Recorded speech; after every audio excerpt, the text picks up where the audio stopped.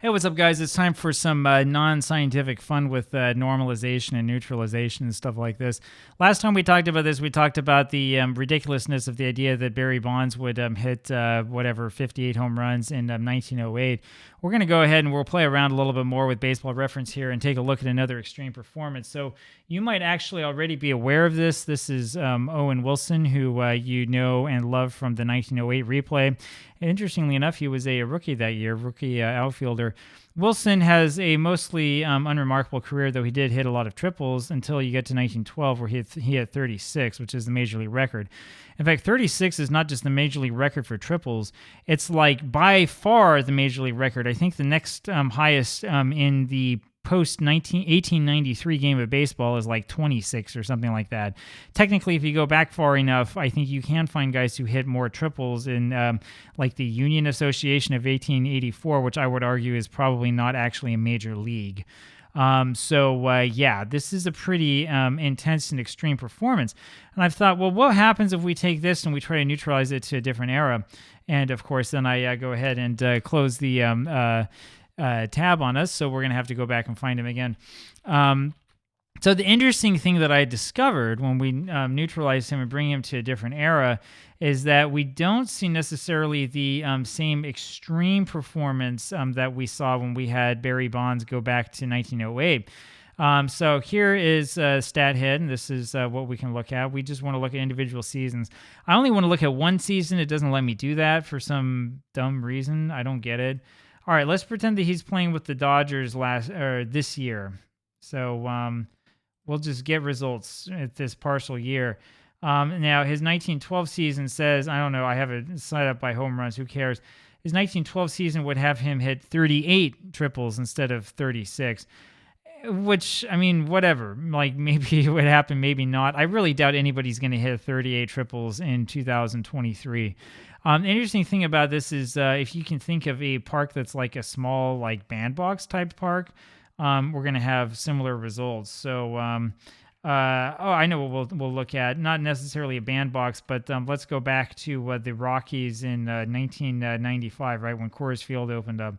So we'll go back to the Colorado Rockies, and we'll have this sorted by descending by triples, and let's get the result.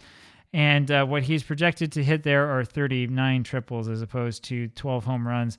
Now, the home runs, I sort of understand. I guess he had 11 in real life, so his 11 becomes 12, right? 39 triples, so he gets an extra triple by virtue of being in Colorado and the way that normalization works, right? So, and we could play around with this over and over again, right? The thing that we have to understand about this really is sort of how this normalization, this neutralization works. I'm bringing this up for a reason, and the reason is not just because I want to criticize it. The reason why is because there's actually a different way to do this that most people don't think about, right? So when we look here at the screen again, we are here at baseballreference.com. We can see that what we do is we're translating a player back into a context where they are neutralizing the basic RC. They're neutralizing the runs created, which is probably not the best formula to use for this. I would argue that if you look instead at something like WOBA that is on Fangraphs, that will give you probably a better idea. There are parts about runs created that are just sort of like out of thin air.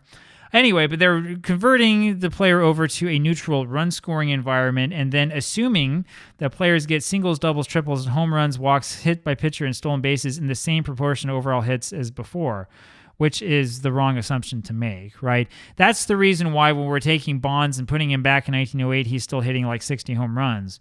That's the reason why Owen Wilson's hitting still like 40 triples or whatever in Coors Field in 1995. I mean, when you sit down and think about it, it's totally ridiculous. It's not going to happen, right?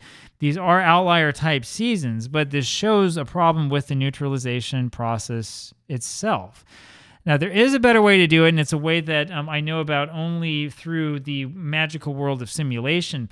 Bill Staffa, who created Skeetersoft NPIII, has devised his own system that I know a little bit about here and there, in which this type of player performance is neutralized to the point where a player who has an extreme performance in one season then has an extreme performance in the new season that's commiserate with what you would expect from that season, right?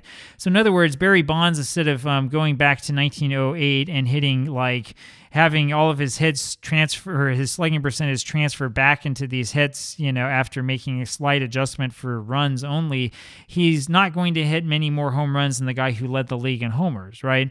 If we take Babe Ruth's 1927 season and we put it in like 1977, instead of hitting 60 home runs, he's probably going to hit like 45 or 46, probably look a little bit more like a Reggie Jackson type player, but maybe with a little bit better on-base percentage or something like that. I don't know. I haven't done the numbers yet. That's the whole idea behind this, which is that instead of taking a player and just throwing an algorithm at him and saying, oh, look at what happened, we'll try to mold him into something that looks a little bit more like the era that we're trying to adjust him over to. We'll have more on this in the future as we go forward and as I start to really sort of unravel this and talk about it. But this is a very important thing to keep in mind when it comes to these simulation games, because I'm going to tell you right now, if you take OOTP out of the box and you try to do this, you're going to have wacky results. You're going to have Owen Wilson running all over the place in areas in which he shouldn't hit that many triples. And you're going to be like, what's going on? Something's wrong with my game, right? And that's because it uses an algorithm that is very, very straightforward and basic, and that is not taking into account what the seasons that the players are being translated into were really like. There is a way you can do this, and I would argue that there's a way you can do this algorithmically and mathematically, but it requires you to do more than just sort of take a coefficient and apply it to a player's output statistically and then apply another coefficient to it.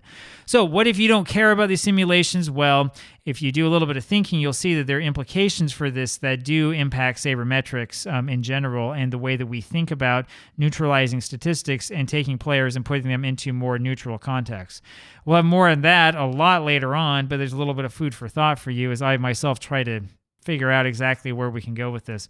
Talk to you later. Take care. Bye.